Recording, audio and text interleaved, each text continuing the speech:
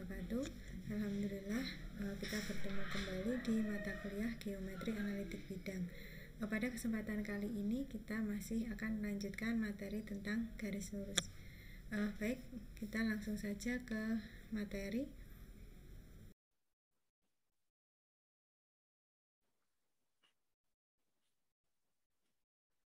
Baik, di sini kita akan lanjutkan ke materi persamaan normal atau persamaannya suatu garis lurus. Nah, bagaimana menentukan persamaan normal suatu garis lurus? Kita perhatikan di sini. Ini ada gambar sumbu X dan sumbu Y ortogonal yang berpotongan tegak lurus di titik O. Ya, kemudian ada garis G. Garis G ini adalah garis yang memotong sumbu X maupun sumbu Y. Nah, garis G inilah yang nanti akan kita cari bentuk persamaan normalnya seperti apa gitu. Jadi ini bentuk lain dari persamaan garis yang sudah kita pelajari sebelumnya. Jadi bentuk persamaan normalnya seperti apa.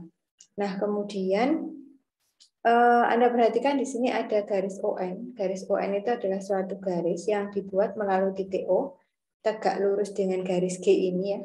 Garis G, kemudian dia membentuk sudut alfa dengan sumbu X positif. Nah, sebenarnya kalau kita perpanjang ini bisa perpanjang sampai sana gitu. Nah, garis ON ini disebut sebagai normal. Sebagai normal atau normal garisnya garis G ini. Nah, kalau panjangnya garis ON itu kita misalkan ini adalah N, nah, maka nanti Anda bisa menentukan persamaan normal suatu garis lurus. Garisnya adalah garis G ini. Nah, tadi sudah disebutkan bahwa garis ON itu adalah garis yang melalui titik O, tegak lurus garis G, dan membentuk sudut alfa dengan sumbu X positif. Ini ya, jadi seperti ini. Kemudian langkah berikutnya adalah ambil sebarang titik pada garis G ini. Kalau di sini saya mengambil titik P dengan koordinat X, Y. Kemudian titik P itu akan saya proyeksikan pada sumbu X. Nah, ketika P itu diproyeksikan pada sumbu X, maka dia akan menghasilkan, di sini namanya adalah titik G. Dan jelas ketika dia proyeksi, maka akan tegak lurus gitu ya. Jadi PG tegak lurus dengan sumbu X. Nah, di sini. Kemudian berikutnya adalah saya akan proyeksikan titik Q ini pada garis ON. Proyeksinya ini tegak lurus ya. Proyeksi Q pada garis ON adalah R. Nah, R ini merupakan proyeksi dari titik Q pada garis ON. Kemudian kalau ini adalah alfa, ya, kalau ini kan sudah jelas karena memang sudut yang dibentuk itu adalah alfa. Yang dibentuk oleh garis ON atau normal dengan sumbu X positif. Nah, sisa adalah alfa. Nah, bagaimana dengan alfa yang ada di sini? Jadi, alfa yang ada di sini itu kita cari terlebih dahulu gitu, tidak tiba-tiba muncul di sini ada alfa gitu. Nah, maka yang perlu Anda perhatikan adalah sekarang ada segitiga ORQ, nih ya, segitiga ORQ, segitiga ORQ itu adalah segitiga siku-siku di R. Nih, sementara Anda tahu bahwa jumlah sudut dalam segitiga, dalam sebuah segitiga ya, itu adalah 180 derajat. Nah, sehingga nanti kita bisa menentukan besar dari sudut RQO, atau di sini ya RQO. Atau kalau kita misalkan sudutnya itu di sini, sudut Q itu juga boleh ya.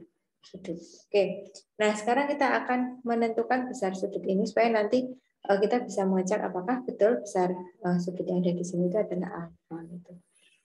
Nah, kita jumlahkan ya. Jadi sudut QOR ditambah sudut apa? ORQ ditambah sudut RQO. Nah, RQO sama dengan 180 derajat. Nah, kemudian sudut QOR itu sudah tahu di sini adalah alfa. Kemudian sudut ORQ karena ini siku-siku ya, kan? Maka di sini ada 90 derajat ditambah, nah sudut yang akan kita cari adalah sudut RQO atau kita misalkan apa? Sudut Q gitu saja ya. Sudut Q sama dengan 180 derajat. Nah, maka dari sini Anda bisa menentukan besarnya dari sudut Q itu adalah 90 derajat dikurangi dengan alfa gitu ya. Nah, oke. Ketemu ini sudut Q-nya. Berarti di sini sudah tahu. Nah, sekarang kita akan selidiki apakah betul di sini itu besarnya alfa gitu ya. Maka yang Anda perhatikan adalah ini titik P itu tadi ketika diproyeksikan pada sumbu X itu menghasilkan Q. Yang namanya proyeksi pasti dia tegak lurus ya. Ini siku-siku. Maka jelas karena ini siku-siku. Nah, karena ini siku-siku maka besar sudut Q ditambah sudut ini, sudut kalau misalkan jangan Q ya karena ini ada dua kemungkinan gitu. Kita misalkan Pak S misalkan ya. Ini kita misalkan S di sini. Nah, maka akan kita tahu bahwa besar sudut ini ya dengan ini jumlahnya berapa? 90 derajat atau disebut sebagai sudut berpenyiku kan gitu ya. Sehingga kalau kita cari maka hasilnya adalah apa? Sudut Q itu yang saya maksud di sini ya. Karena kebetulan ini Q ini juga bersekutu itu sebenarnya.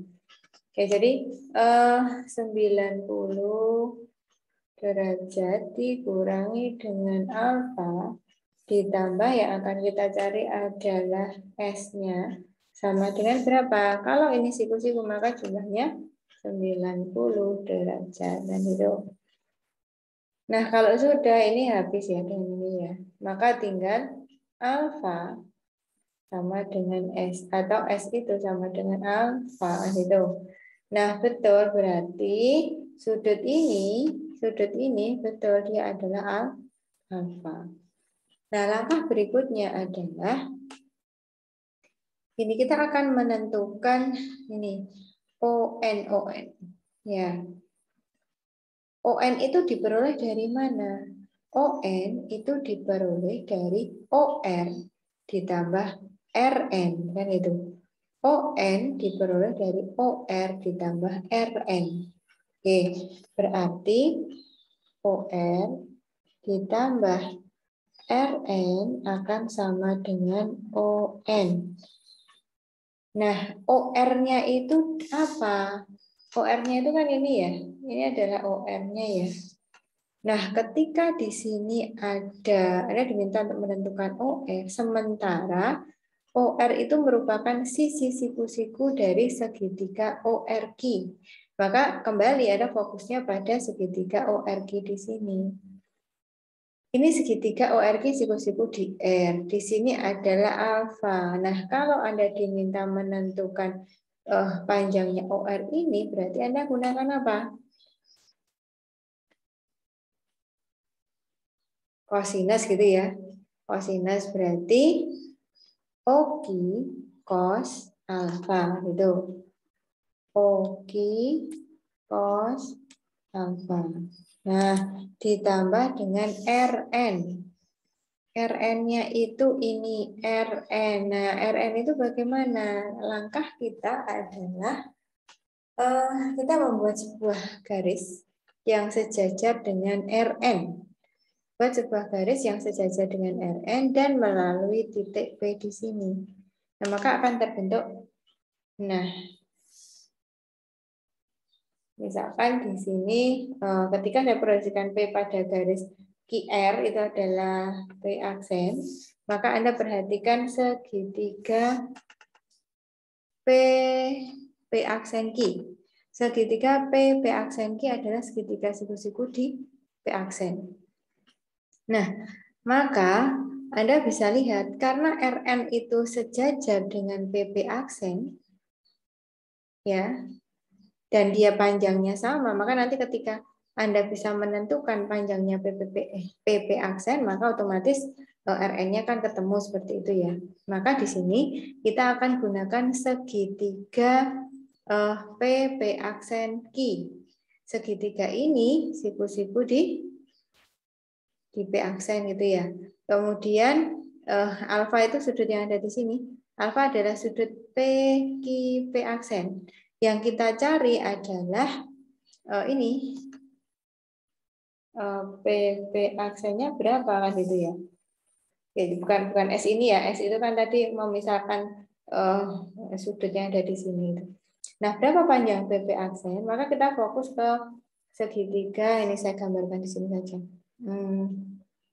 Siku-siku di sini. Kemudian ini P. Kemudian ini P aksen. Ini adalah gitu ya.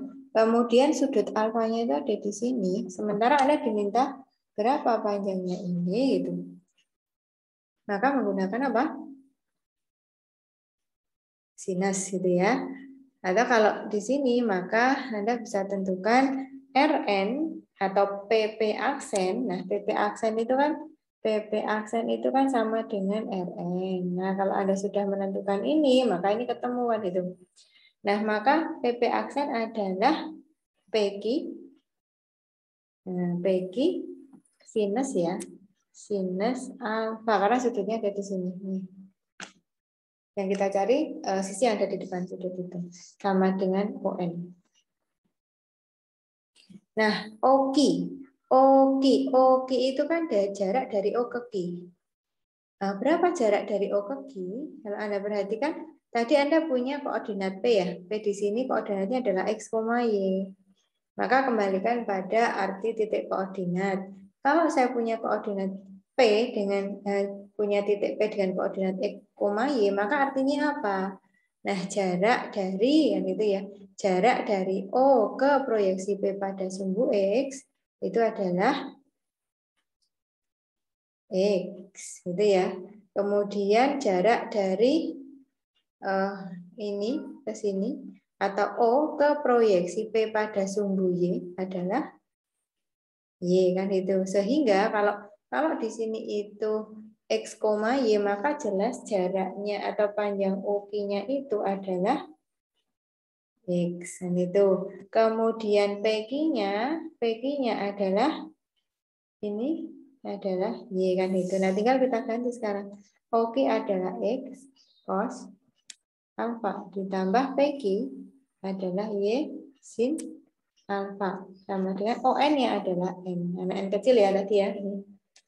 Nah, kemudian atau bisa kita tulis menjadi E cos alfa ditambah Y sin alfa min N sama dengan 0.